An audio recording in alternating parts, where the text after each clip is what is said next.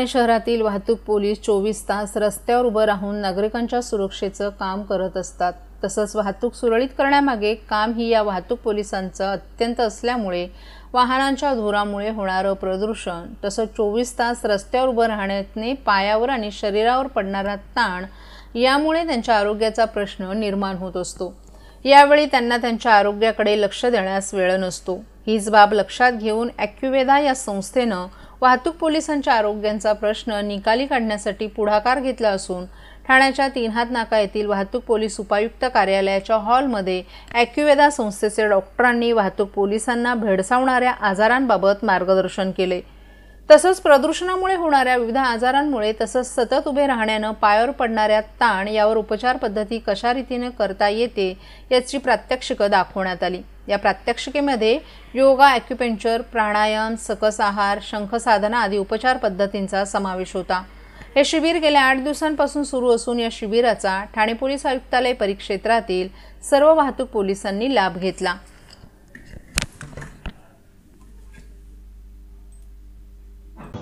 आपण ठाणे येथे traffic police हवालदारांसाठी traffic police कंट्रोलरसाठी आपण ॲक्युपंक्चर, योगा, कायरोप्रॅक्टिक, कपिंग यांचं आपण त्यांना मोफत शिबिर आज 1 दिवसाचं शिबिर आपण आयोजित केलेलं आहे।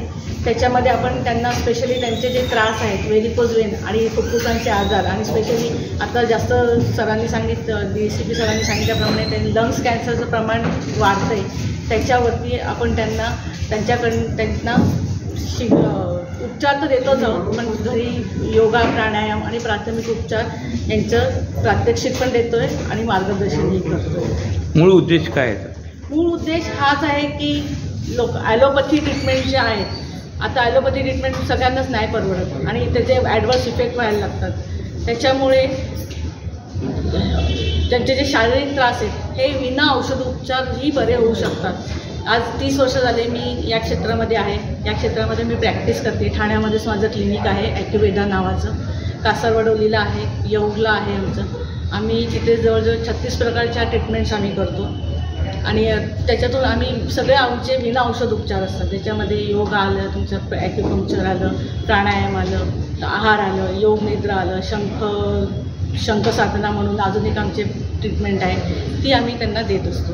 आणि मूळ उद्देश म्हणजे की जास्तीत जास्त ट्रॅफिक हवालदारांना याचा लाभ घेता यावा, याच्यासाठी आम्ही ठाण्यात तर करतोच आहे, पण आता बघू पुढे आम्हाला जसं अपॉर्च्युनिटीज येतील त्याप्रमाणे मग आम्ही पूर्ण महाराष्ट्रामध्ये पण करायची आमची इच्छा आहे।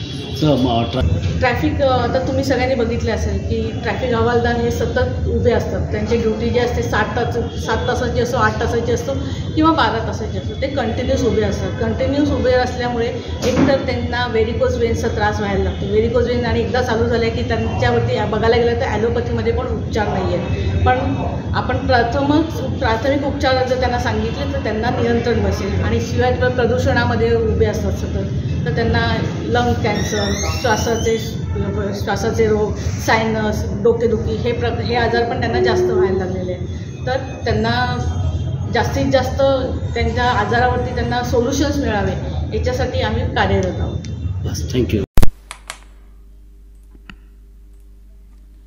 मोठ्या प्रकल्पांची घोषणा आणि आश्वासनांची खैरात करत ठाणे महापालिकेची सार्वत्रिक निवडणूक 2017 साली पार पडली। निवडणुकीपूर्वी जाहीर केलेल्या वचननाम्यात सत्ताधाऱ्यांकडून ठाणेकरांना मोठी दिवास्वप्न दाखवण्यात आली। यातील काही प्रकल्प मार्गी लागले असले तरी यातील बहुतांश प्रकल्पांना गती मिळू शकली नाही, तर काही प्रकल्प अजूनही कागदावरच आहेत। माजी मुख्यमंत्री आणि विद्यमान उपमुख्यमंत्री एकनाथ शिंदे यांची क्लस्टर योजना किसननगर वगळता पुढे सरकू शकली नाही। हक्काच्या धरणाची घोषणा केवळ अर्थसंकल्पापुरतीच आत्तापर्यंत केली जाते। शहरातील धोकादायक इमारतींचा प्रश्न अजूनही इतक्या वर्षात महापालिकेला सोडवता आला नाही। बिघडलेलं घनकचरा व्यवस्थापन, वॉटर रिमॉडेलिंग योजना, वर्तुळाकार मेट्रो, याशिवाय इंटिग्रेटेड मोबिलिटी प्लॅन, 3 हात नाका येथे आंतरराष्ट्रीय दर्जाचं मल्टीलेवल उड्डाण पूल, अंतर्गत जलवाहतूक आणि स्नो वर्ल्ड पार्क असलेले सर्व प्रकल्प केवळ कागदावरच आहेत। ठाणेकरांच्या हक्काचं धरण 5 वर्षातच बांधणार असं वचन देत शिवसेना ठाणे महापालिका निवडणूक 2017चा वचननामा जाहीर केला होता। यामध्ये 500 चौरस फुटांपर्यंतच्या घरांना मालमत्ता करातून सूट देण्यासोबतच सर्वसामान्यांना परवडणारी घरं, सुपर स्पेशालिटी हॉस्पिटल या घोषणाही करण्यात आल्या होत्या. या घोषणांची पूर्तता करण्यात आली असली तरी घोषणा करण्यात आलेल्या बऱ्याच प्रकल्पांची पूर्तता करण्यात सत्ताधाऱ्यांना आणि प्रशासनाला यश आलं नाही. जलद वाहतुकीसाठी बायपास मार्ग, मल्टीलेवल उड्डाणपूल, अत्याधुनिक घनकचरा प्रकल्प, युवकांसाठी रोजगार मार्गदर्शन, महिलांच्या सुरक्षेसाठी ॲप, जागतिक दर्जाच्या शिक्षण संस्थांमार्फत शिक्षणाची संधी, ज्येष्ठ नागरिकांसाठी महापालिका रुग्णालयांमध्ये स्वतंत्र कक्ष असे अनेक प्रकल्प अजूनही कागदावरच आहेत.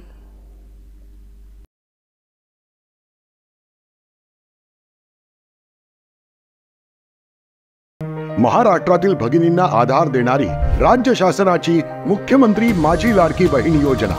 या योजनेअंतर्गत अल्प उत्पन्न गटातील 21 ते 65 वयोगटाच्या भगिनींना मिळणार दरमहा 1500 रुपयाची मदत. अर्ज करण्यासाठी 31 ऑगस्ट 2024 पर्यंत मुदतवाढ. कुटुंबाचं वार्षिक उत्पन्न 2.5 लाख रुपयांपेक्षा कमी असलेल्या महिला पात्र.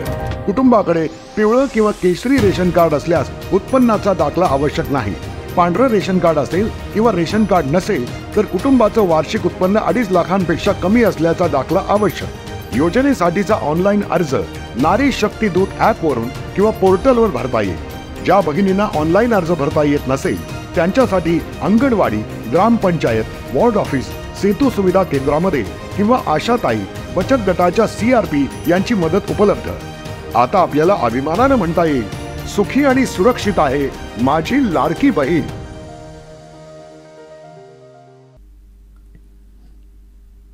शहरात बच्चे कंपनीला खेळण्यासाठी ज्येष्ठ नागरिकांच्या विरंगुळ्याच्या हक्काचं ठिकाण म्हणून उद्यानांकडे पाहिलं जातं. येत्या काही काळात ठाणे महापालिका हद्दीतील तब्बल 147 उद्यानांचा चेहरा मोहरा बदलण्यात येणार आहे.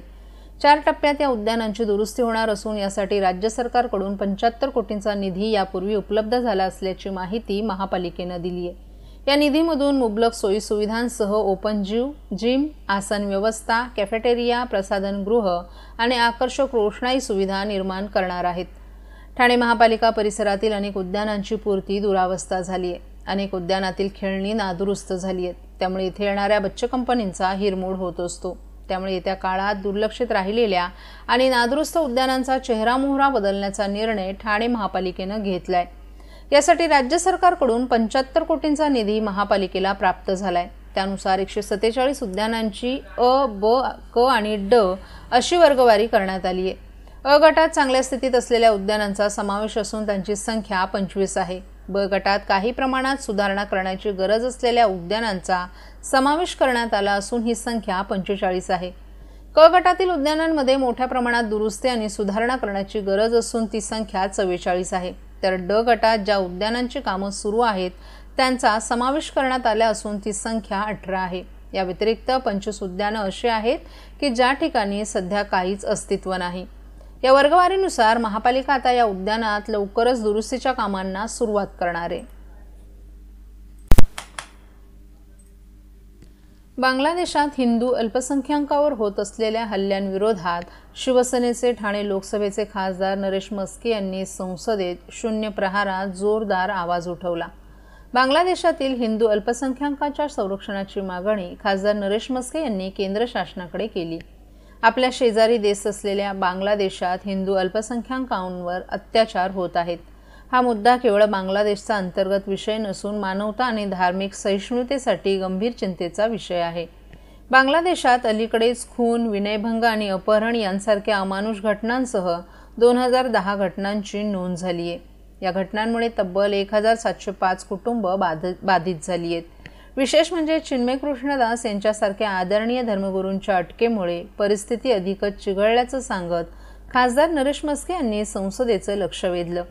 बांगलादेशातील 64 जिल्ह्यांमध्ये पसरलेल्या अत्याचाराच्या घटनांमुळे केवळ हिंदूच नव्हे तर बौद्ध आणि ख्रिश्चन अल्पसंख्याक समुदायही संकटात सापडलाय. ढाका, चटगाव आणि रामपूरमध्येही शांततापूर्ण निदर्शनं आता हिंसक झाली असून अनेक जण जखमी झालेत. नुकताच झालेले हल्ले आणि 2 कोटींहून अधिक धार्मिक अल्पसंख्याकांच्या सुरक्षेबाबत वाढीची चिंता ही मानवी हक्कांच्या उल्लंघनाची स्पष्ट उदाहरणं असल्याचं खासदार नरेश मस्के यांनी सांगितलं. अल्पसंख्याकांवरील हल्ल्यांची निष्पक्ष आणि स्वतंत्र चौकशी बांगलादेश सरकारनं करावी यासाठी केंद्र सरकारनं कडक शब्दात मध्यस्थी करावी अशी आपली केंद्राला विनंती असल्याचं खासदार नरेश मस्के यांनी सांगितलं. भारत सरकारनं आपले राजनैतिक प्रयत्न अधिक तीव्र करावेत आणि बांगलादेशबरोबरच्या द्विपक्षीय चर्चेत अल्पसंख्याकांच्या संरक्षणाच्या मुद्द्याला प्राधान्य द्यावं अशी मागणी खासदार नरेश मस्के यांनी केली आहे.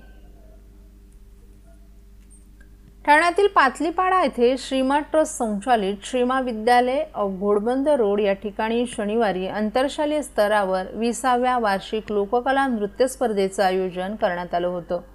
ग्रामीण आणि शहरी लोककलांची संकल्पना बालमनात रुजावी आणि लोककलांचा मौल्यवान सांस्कृतिक ठेवा महाराष्ट्रात चिरकाल जपून ठेवावा या हेतूने या आंतरशालेय लोककला नृत्य स्पर्धेला वर्षानुवर्ष प्रोत्साहन दिलं जाते. या स्पर्धेत विविध शाळांनी सहभाग नोंदवला असून विद्यार्थ्यांनी दर्शवलेल्या लोककलेचा नेत्रदीपक नृत्य आविष्कार सर्वच शाळांनी उत्कृष्टपणे सादर केला. या नृत्य स्पर्धेच्या परीक्षणासाठी बाहेरील लोककला नृत्य तज्ज्ञ परीक्षकांची नेमणूक करण्यात आली होती. सहभागी नृत्य गटातील विजेत्यांना अनुक्रमे प्रथम क्रमांक 5,000, द्वितीय क्रमांक 4,000, तृतीय क्रमांकासह 3,000 रुपये आणि ट्रॉफी ही बक्षिसं देण्यात आली. प्रोत्साहनार्थ 2 शाळांना प्रत्येकी 1,000 रुपयांची बक्षिसं प्रदान करण्यात आली. तसंच कोरिओग्राफर्सना अनुक्रमे 1,500, 1,000 आणि 500 रुपयांची बक्षिसं तर शाळेच्या मुख्याध्यापिका मिनी नायर यांच्या हस्ते या बक्षिसांचं वितरण करण्यात आलं.